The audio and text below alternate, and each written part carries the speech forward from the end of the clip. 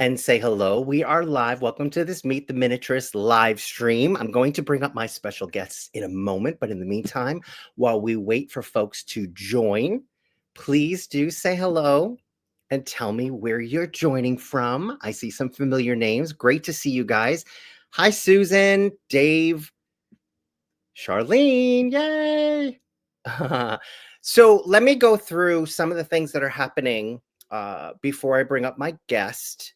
In terms of previous Meet the Miniaturists, as well as some upcoming estate sales. So, for the first thing, please do go check out my previous Meet the Miniaturists live streams. Well, they've been pre-edited and taped. One includes Elizabeth Gall. She's from Half Blind Miniatures. She is located in Ohio, and she does the most beautiful shell work coming out of, starting with primitive boxes and hand-painted boxes, just beautiful work. And I also got a chance to speak with Anna Belogorova. I hope I got that right. And she does the most beautiful artisan hand-turned metal work in small scale. She was just honored with an IGMA artisan status from the Guild of Miniature Artisans. If you guys are not familiar with them, I'm going to pop in all of the links to these guys in the comments section. But in the meantime, go check those out. They're on my YouTube channels. Be sure to like and subscribe. If you're just joining, please do say hello. I'm just going through some things that are happening. Hi, Tilda in the UK. Jurgen, hello from the family room. That's awesome.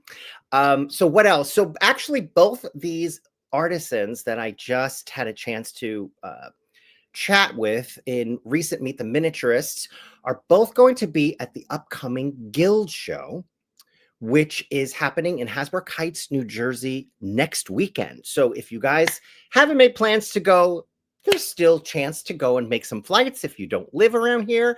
I'm actually in the New York area, but do join.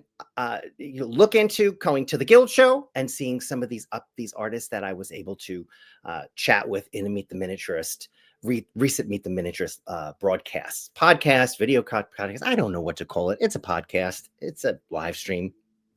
If you're just joining, please do say hello in the chat box. Also, and kind of importantly, I have an estate sale happening. It's starting tomorrow. It's the tail end of the Sharon Zanassi collection. She is a West Coast, no, she is also a West Coast collector. She's looking to downsize.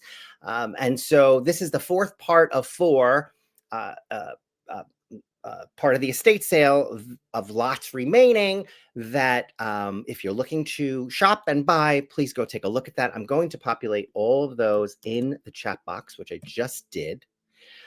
Go check that out. It's an estate sale that's happening now, starting tomorrow. There's also links in my bio to preview some of the sales that are coming up. So I have a number of collections that I am working on with beautiful, high quality artisan and commercial manufactured miniatures like Best Pack, etc., that I think you will really like. So check that out.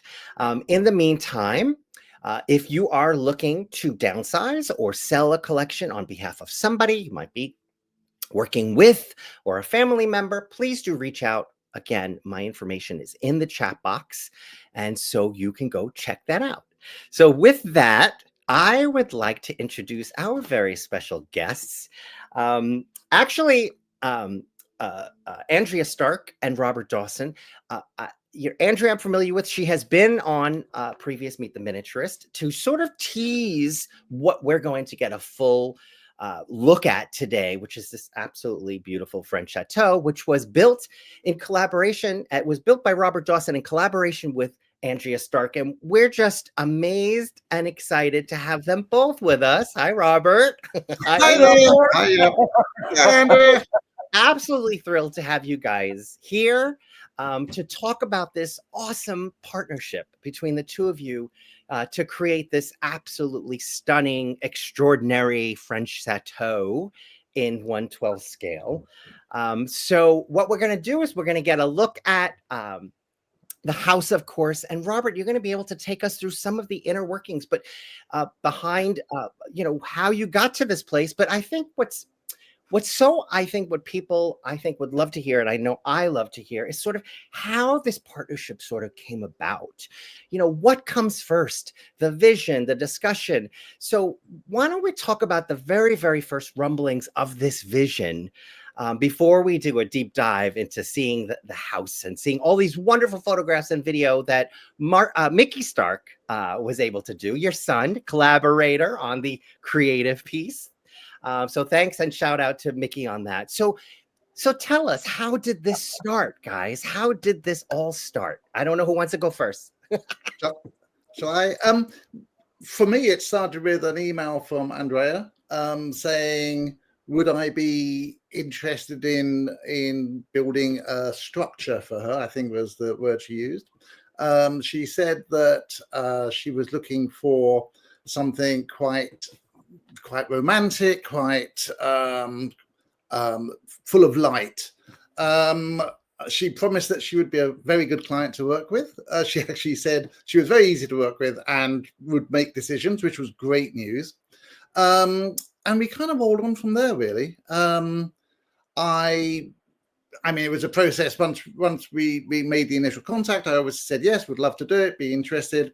We went through a series of ideas. Andrea sent me lots of photographs. I sent her photographs, and we just kind of discussed ideas and slowly began to formulate sort of some plans. I sent a couple of drawings of some potential ways we could do it, and we kind of worked on from there, really.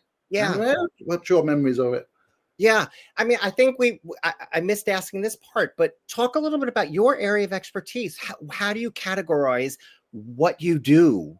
You're clearly a builder, but you're an artist. You're a miniaturist. Talk a little bit about how you would introduce yourself. So I'm fundamentally a model maker, but I trained as a theatre designer. So my passion is model making. I love making models. I've always loved making models. I started working in the theatre. I trained, as I say, as a theatre designer, whilst making models for the theatre. It was a part of my process of designing. And I realized that actually I kind of preferred making the models having to deal with actors and directors. So I stumbled into first the model making world and then the miniatures world. So I think that how I describe myself, I would say that I'm a miniaturist who's primarily interested in telling stories through the miniatures. I love the process of model making, but I like the end result. I like actually producing something which tells a story. Yeah, I love that. So Andrea, now, for folks who might not know who you are, talk a little bit about how you got to where you are. You're clearly a collector, like a fine art miniature collector. Talk a little bit about how you got to where you are in your interest level. And then can you take us to the point where you started to talk to Robert about this project that you had in mind? Well, I always loved doll houses and dolls. And I started like about 20 years ago when a dollhouse shop, like a toy shop, closed down, and she offered special pieces to regular customers. And I saw this dollhouse and, had to walk around the block a couple times to think about, would that be something for me? Yeah. And after 5 minutes, I'm like, yes, hell, this is for me. And yeah, the rest is history. And what I particularly like in dollhouses and miniatures, just like Robert, I love structures that tell a story. Yeah. You can use your imagination. And I also like that you can go completely different directions. Yeah. Like this lovely structure, but then you can, on the other hand, you can have like a little tea shop or a hat store or something completely different. Yeah. So it just allows me to tell different stories that I always have in my head to do something. So let's talk about the French chateau and how this idea came about. And by the way, if you guys want to see more of what Andrea is talking about in terms of all these other structures, check out the previous Meet the Miniature. So we got to look at all of those different things, like the shops and all of the other structures, and they're all so beautiful. So let's talk about the French chateau. How did that idea sort of spark in your head? And then let's get to the discussion with Robert about how to bring this to life.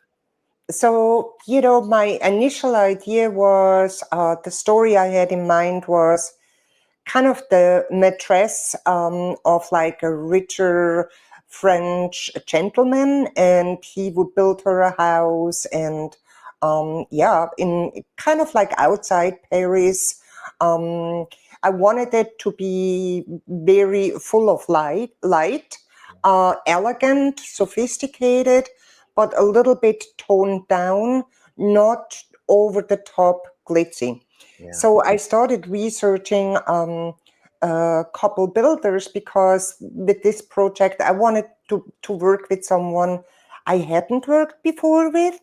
So I researched a little bit, and I came across some structures that Robert had made before. And I was really, really impressed with all the details. And I thought, like, I just wanted to contact him and see if he, might be interested. And, right away, I had a very good feeling that he completely understood what I was looking for. And he sent, as Robert said, he sent me pictures. I sent him pictures. He had some terrific suggestions that I really, really liked. Yeah. And so it came together, and it was all together. It was truly a wonderful, very smooth process. Yeah. And I'm actually looking forward doing other projects with Robert again. Awesome. You hear that, Robert? I heard. So I will look forward to it. Talk a little bit about, was this the first project that you worked on for Andrea? Yes. So this was the first sort of collaboration. This is the first time. And talk a little bit about that sort of relationship and the ease. Clearly, you have this beautiful result, and that doesn't always come about. So talk a little bit about the dialogue that happens and how that gets translated into the final piece. I think dialogue is exactly the right word. I mean, I think a successful project really depends on that. For me, that collaboration with myself as the builder and the client. I'm not building something purely. I am building it to a degree for my own satisfaction, but it has to be for the client as well. And that can be a really beautiful thing, that actually you have two people with ideas, and when they gel, you get a third thing, which is great and really interesting and exciting. And I like that. I love that process. It's a process I enjoyed in the theatre, that collaboration thing. So with Andrea, it's fabulous. We had that rapport. I had the ability of being able to get ideas being bounced back at me, which was wonderful and constructive. So I think it's a really, really important part. For me, it's a really important part of the process, that collaboration with the client. Yeah. Well, it definitely shows through, because look at what you have as a result. So let's also talk about that process and what that looks like from the start, because I'm going to share some of the images of your in progress work. So does this start literally with sketches? Talk a little bit about that, and then how does the back and forth go between the two of you? So, well, again, for me, I mean, yes, a little pencil sketch first of all, a couple of little pencil sketches, just giving an idea of the structure, the basic format of the piece. Then I normally will produce a more detailed drawing like the one which you just showed.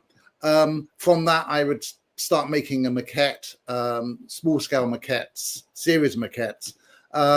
Firstly, showing the exterior. That we would probably agreed with that, and then I started working on the interior, working out the layout. Again, for me, it's very important to have a flow through the building. So it's not just simply a box with boxes inside it. It really has a feel that you enter into the house, you progress through the various rooms. Again, telling a story of that journey. And so, and Andrea, have you? I'm assuming you've been filled in, and you see these updates, and what's going through your head as you see these developments happening? When you start working with somebody you haven't worked before, there's a certain level of unknown. Yeah. But when Robert, he sent me regularly like progress pictures, and I will guess I sometimes got a little bit on his nerves because I wanted to see pictures. And I was right away, I'm like, oh my gosh, this is turning out like way more than I ever expected. I was really, really super excited as we went on in the whole progress. Yeah. And actually, I don't think we changed anything, or I came back and said, no, I want this bigger. It was all from the get-go, like super perfect and exactly what I had imagined. Yeah. And so, Robert, I mean, we just saw paintings. I mean, talk a little bit about the other, besides the structure, which is enough, the other contributions. Do you do the hand-painted pieces as well? No, I paint the exterior of the house and such like. Yeah. I've been working with a colleague, a lady called Ella Callow, who is a fantastic young artist. I've worked with her on a couple of projects, and this was the first time I really was able to get her to do a lot of the sort of miniature painting on the walls. So there were two rooms in particular, the boudoir and the dining room, which she painted the walls for, walls and the ceiling. And that was really exciting because it was bringing that another person in, another person's talents in. And she, all of those panels that you're seeing there were hand painted by her. That was really, really, really nice thing to be doing. Yeah, that's she's very much part of the sort of model room family now. And we're going to do a deeper dive in sort of the furnishings. But for the moment, Andrea, so while all this is happening, you're thinking interior. So and collecting and creating the pieces that will go inside. How did you manage all of this at the same time? Like, talk a little bit about that process. Well, I mean, before we even really finalized the plans, I already started collecting, and I always have boxes where I label them Robert's house, and then as we go, I put pieces in there and, hope that will work out. And then, going to shows, I see things that totally inspire me, like the bedroom. Like I saw that bed, like 2 years ago at the Chicago show. It's like a Le Chateau interior bed, and it had kind of what you call that, like the whole bedding behind it, like that whole draping. But that wasn't exactly what I wanted. So during the show, I brought the bed to Robert's table and said, "Hey, Robert, I really, really like this bed. Do you think that would work?" So he said, "Oh, this is fabulous." And then he took the bed, took off all the draping around that frou-frou stuff. And then he used that fabric for the paneling of some of the doors that lead into the bedroom. And he integrated it so nicely. So it just looks really perfect. But then, you have a certain amount of pieces that you have collected, but then comes the structure, right? And then I'm so excited because it's so fabulous and wonderful, and I love it. And so I could hardly sleep the night before. And then you start putting pieces in there, and you have a picture in your head, but then you realize some pieces really don't work out, and you need to find others. And so it's a whole process. It takes quite a while to find the right piece that I really wanted, and it looks perfect. Yeah, yeah. So talk a little bit about some of the challenges. I mean, you talk a little bit about, all right, changing a little bit of direction here and there, but what are some of the major hurdles that you think, Robert, if you will, like what you might be faced with? Let's say if someone out there wants to take on a project like this. I mean, there are technical challenges. I just wanted to pick up the thing about the bed, actually, that Andrea was saying, that, you know, that was a really good example where I'd started building the bedroom. I was kind of pleased with it, but I didn't really know where the focal point was going to be. Andrea turned up with that bed, and I was able to adapt the room a little bit, but really very easily. And it really worked. And it sparked that room, I think, that bed. And that was a really nice thing where our two worlds kind of collided and produced something really nicely. Challenges, there are technical ones. I was really excited in this house. One of the things I'm moving away from with my work is reliance on small little light bulbs. I'm getting too old to be able to fit them in, frankly, or to see them. So I'm more and more interested by the idea of having ambient light, rooms being lit but through windows and such like. And that's one thing to do with room boxes. It's much harder to do it in the context of an entire house. So that was really interesting to try and make that work. So to have a backdrop which would work consistently through the sequence of houses, without simply having a huge, great backdrop hanging behind it. Right. The technical problems of that were challenging. I'm not at all computer literate. So my daughter was able to help me with that and piece it together, which was great. And I think that for me, that's one of the things that I find I'm most pleased with this house, is that sense of transparency and lightness. It was at the very, very beginning, one of the pictures that I sent Andrea, and I think we both liked, was through a corridor, a stone corridor, through a door into a garden beyond that, and it was a lovely warm French countryside beyond that, and I loved that contrast and the sense of the outdoors beyond the house. So that's one of the things I really wanted to capture with this house, and I think we got somewhere there with it. Yeah. Well, here is the interior. So please do stop us and bring out the discussion about the bed. And also, is this the portion that you were just talking about, that view? That's the beginning of, actually, that was an independent view, because it kind of links with the rest of it, but absolutely, it was that sense that you weren't going to be just greeted by the back wall of a room. The hallway which we just passed, there's a window on the side of the stairs which illuminates the stairs, and kind of links with the window from the boudoir. So, and again, you could just glimpse there the corridor beyond. So, absolutely, that sense of sort of light from behind, beyond, from a world beyond the house. That's the room that I was speaking about, or one of the rooms which Ella did the painting for so beautifully. I have to say, I didn't even, I mean, it's a magnificent piece, but now that you're mentioning it, oh my goodness, the perspective and the focus and the detail and the extra. Okay. So take us through some of these rooms. We're in the dining room, Andrea, right? This was the piece that you were really wanted to get right. Yes, that was the one room that I was super excited about. Yeah. And I had sent Robert a picture of the real dining room that exists with this kind of wall paneling. And Robert said, yeah, sure, we can do that. So I was like, oh my gosh, like, wow. Yeah. And when I received the house, I was completely floored. I could not stop staring at those walls because they are so wonderful. They really are.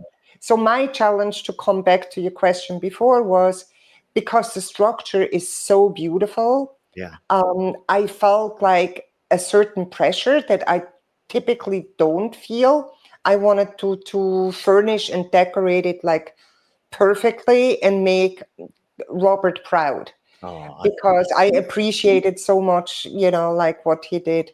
So this is the kitchen with some dolls. The doll is from Lily's Littles, and it's filled with like all porcelain pieces by Dominic Levi. And then there's another doll I absolutely love by my friend Sharon Carriola. yeah. And a little pantry, and he is like in the process of making wine, and you see the light in the back through the window. This is not light coming from my window, it's within the structure. It's just marvelous. And it really like just the little details, like the curved wall. And then this Robert, I want to talk you to talk about the boudoir a little bit. So wait, so just take us through the overall house. There's 3 levels. 3 levels, okay. And that consists of 12 rooms. And we saw the dining room and the entrance hall. Tell us. So this is the lower floor, the basement kind of. So on the left, you saw the pantry and the storage for fruit and vegetables. Yeah. Right there. And then, And what is the scully? That's a new word for me. I saw. A scullery is more, it's kind of more a British thing, but this wouldn't be it. The scullery is more where they would wash the dishes and store like pans and pots and all that. So this is if you manage to go back a little bit. Yeah. So this is a floor up. If you go a floor up. Right there, the boudoir. So, okay. We can go with the flow. So this is a room that was kind of my idea because I have a big passion for porcelain pieces. I just love collecting miniature porcelain. So I asked Robert if it was possible to dedicate the room just to porcelain, and he said absolutely. So he built those magnificent closets. They're all lined with fabric. And it was just so thrilled how this came together. And you see pieces like, by Mayuki and Jack Cashmere, whose work I absolutely adore, and Christopher Whitford, Henny Staring Edwards, and Teresa Welch. And then I love also those little rooms in the background where you kind of get an idea where it could lead to. Right. A little secretive, and just love the lighting. And again, there's awesome use of light because that whole back piece is lit. So Robert, talk about the lighting and what it took to get this piece lit. I mean, you're talking a little bit about it, but like, tell us. So a lot. I use a lot of little LED lights. It's a very, very simple process. But in the case of that's the salon we're looking at now, there's a big back scene there which is lit.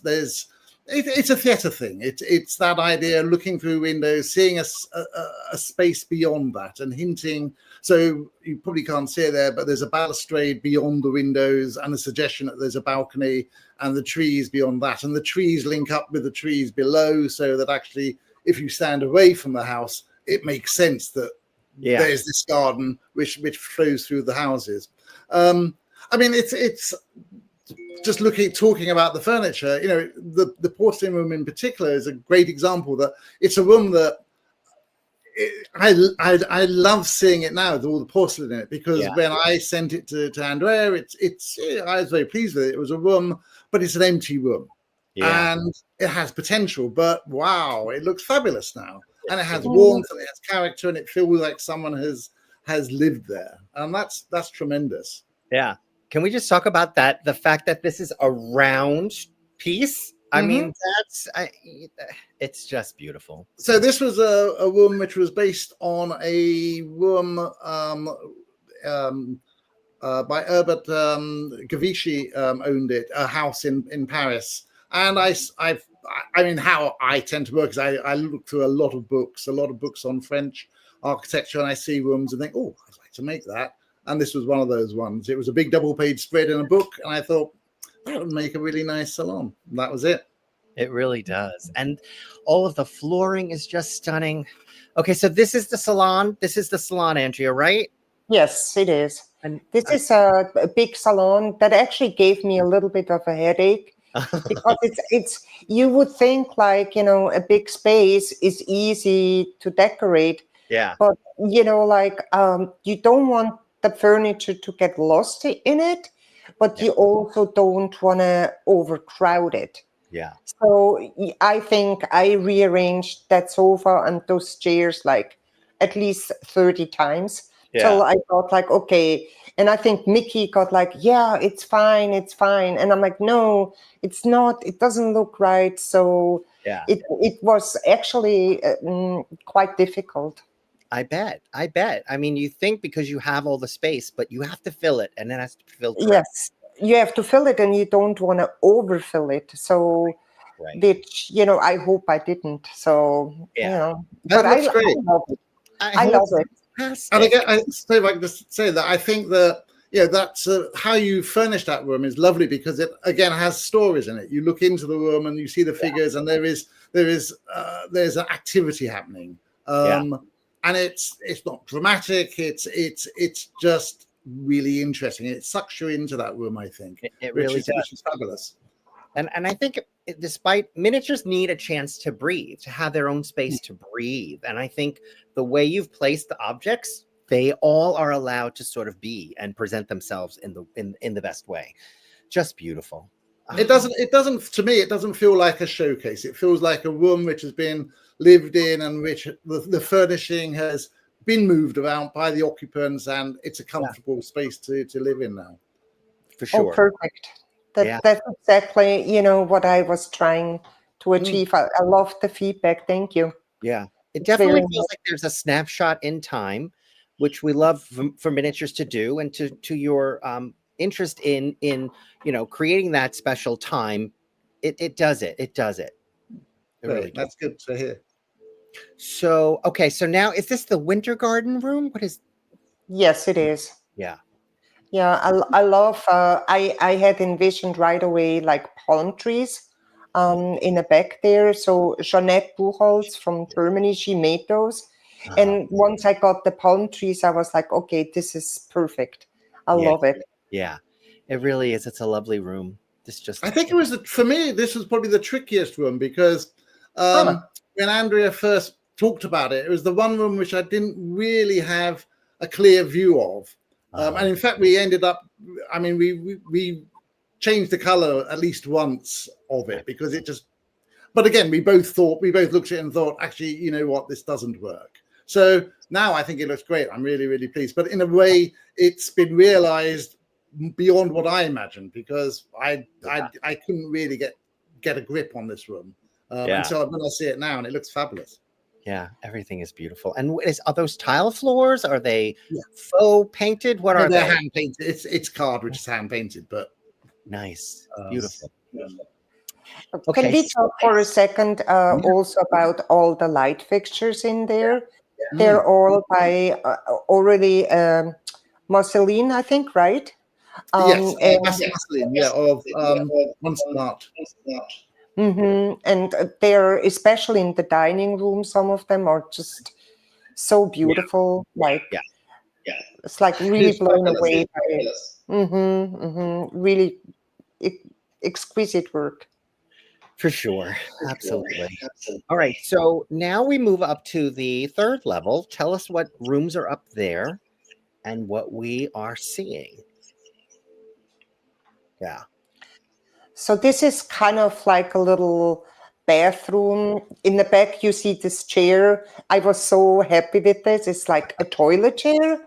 They used to have it and then they would kind of swivel the top, and in the chair is like a little kind of bowl. And then the servants would take the bowls out and, clean and stuff like that. So Christina Noriega made that for me, and I've seen it somewhere, and I was asking if she could do that, and she said, yeah, sure, no problem. So I'm super happy. And then here's the bedroom with that one bed we talked about earlier, and how that beautifully fits in that little niche there.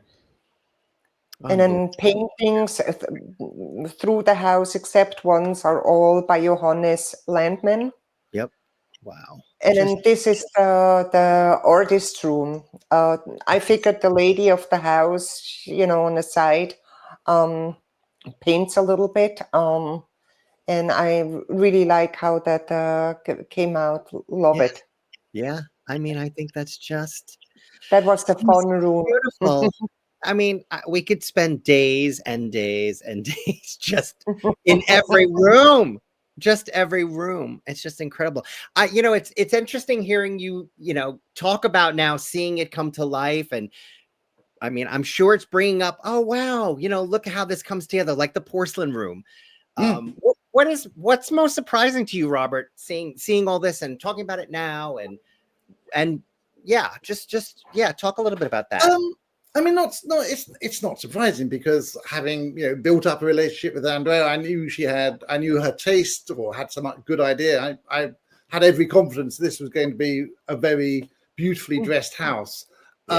It's really exciting for me to see that, because as I say, when I saw this house last, it was empty, wrapped up, all the lights are off. It was a shell. So for me now, seeing the photographs of it has been great. It's something which has been brought to life. The building takes a project like this to a certain point, but then really it's handed over to the client to breathe, put that final bit of life into it. Otherwise, it's a house of potential rather than something which is realized. Yeah. So I'm thoroughly delighted by what Andrea has done with it. How long did this whole process take? When did the idea come to you, Andrea, and then to now? And we realize it may not be complete. It's never really complete. How long is this process? Well, I had the idea, contacted Robert, and then we really, I think, like fast, we agreed on what it should look like, how many rooms, and kind of the details. I think we worked that out fairly fast. And then the building took a little longer. It was a moot point at times. It was about a year from Andrea's initial contact to when I actually had the carcass in the studio and was physically building on it. But that year was I mean, I was working on other projects, but also I was able to, we were discussing ideas, we were sending photographs backwards and forwards. So by the time I actually physically started, I had a very, very firm idea of where we were going with it. They always take longer than I imagine. And I'm always optimistic and say, it'll be 6 months down the line. I mean, it's a year down the line, but it was worth the wait. It was definitely worth the wait. Of course. Obviously, as a collector, you always want it faster. You want it like yesterday. But like seeing it, I realized, how many details there are, and all the hand painting, and just the aged mirrors, for an example. This all takes time, and you don't really want to rush it. So a year in development, and then another year to build, or more than a year? Probably another year. Probably a bit more than a year of building, if I'm honest. But that's not bad. I mean, really, that's not bad for what what you're coming out with. It's amazing. It's amazing. Well, I kind of, hopefully this will be around for many, many, many years to come. So that temptation of, I could cut this corner. It was pointed out to me many years ago by a colleague that actually we were building things really for ourselves as much as for the client. So it's very hard to disappoint yourself when you're building something. So you just think, I can do that. I can add that in. I'll add that little detail in. That's the sort of fun of it. I mean, the joy of it, really. I'd hate to just be doing the job, plodding through. So there are countless awesome fine art miniature treasures in this house, and it would take us so long to go through them, but these are just a few of the photos of some of the treasures. Do you want to talk about that? And then you wanted to talk a little bit about how the artists and were involved in this process and how you would like to recognize them. Yeah, so Micki and I made a list, actually in alphabetical order, who is represented, and we counted there's like over 65 artisans who contributed, and this is by Stefan Wein, for example. There's so many incredible, talented artists that without it, this would not be possible. Right. And I'm so grateful how everybody gave me such beautiful pieces. And this is by Johannes Lempen, like very old, like I think like 20 something years, one of his first pieces. And I'm just so grateful, to all those people. This is by collaboration with Peter Christo and Henny Staring experts, like just like the details, and it's always blows my mind how this is possible. Jack Cashmere, a porcelain piece I absolutely love, also by Jack Cashmere. Just always blows my mind how this is possible to create so beautiful things in such a small scale. Jack Cashmere and the flowers were by Jeanette Buchholz, Stefan Wein, Dominic Levy. Just there's so many, and I would love to mention them all, but probably if we have another hour, we could do that. It's just I'm so grateful. Yeah. And ultimately it is a collaboration, whether you're commission pieces for the structure, for the house, or if you're purchasing, it's a collaboration. And it's at the end of the day, you're supporting the arts, you're supporting these miniature artisans by showcasing their work in your beautiful structure. So I think it just all works so beautifully together. Yeah, I would think that too. Yeah. So I'm going to just go back and share the exterior not this one. Sorry. Hold on. I want to share the exterior so that we can sort of close out and maybe take a few questions if we would. Does anybody have, there were a couple of questions that came through. Tony wants to know, what was the hardest thing to find for your new house? And is there anything you're still looking for? Good question. The hardest one, believe it or not, were the chairs in the entry hall. Because I had, I think I have at this point 4 or 5 different beautiful options, but none of them felt like the perfect chair. And then I came across on Instagram and saw that Trianon had shown those little chairs, and I absolutely loved them, and I knew they would fit perfectly. And then after 4 or 5 different chairs, finally I found the perfect one. So that took a long time to find the correct piece. Yeah. That I was happy with. Is there still something in the back of your mind that, you know what, I still would love to have that piece to put in that room, and if I find it, I'm going to get it? Actually, I'm debating in the big salon. I'm working on a needlepoint rug right now. It's like, I don't know, 200,000 stitches or whatever. And I'm like 30,000 down. So I'm debating if to put like a area rug in there or not. Yeah. Because on one hand, I think Robert's floors are so beautiful. They are beautiful. But it would be almost a shame to cover them up. But then, so I will have to see if this is something that could go in there. Yeah. And then other than that, I think like it's more like coming across, seeing something and like, oh my gosh, that would look nice. Yeah. That kind of stuff. But I think like it's like 95% done and finished the way I wanted it. That's awesome. That is just awesome. Yeah. So if folks want to find you, I know you have a very active Instagram account, right, Andrea?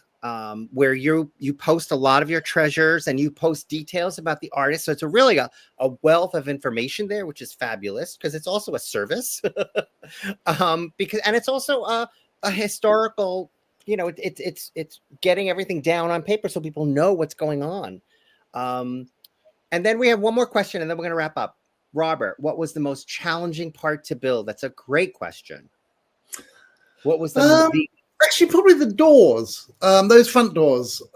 They are a copy of doors. There's a house in Paris which I was desperate to see. I'd seen photographs of it. I dragged my wife halfway across Paris to find it. We were greeted by a locked door and a very high wall. She, being the sort of bright spark that she is, waited until someone came out. We stuck in, managed to take photographs of it. And they were really, it's a very, very unusual door. And it was great. Actually, it was great fun to make, but it was quite a complex job because there was involved etchings and lots of different moldings and things. But I was pleased with how they came out. And actually, you know, particularly because they're painted blue, they really have an impact, I think, to the facade. They really do. We did get a comment about the color of the door. It really is just beautiful. All right, so Andrea, you have an Instagram account. I'm plopping that in the comment section. Robert, you also have an Instagram account. And is that the best way? Is that the best way to reach you if folks have questions? Open to the best way to reach me is to email me, robert@themodelroom.com. I've got a Facebook page, the Model Room Facebook page, which has quite a lot of photographs and things on it.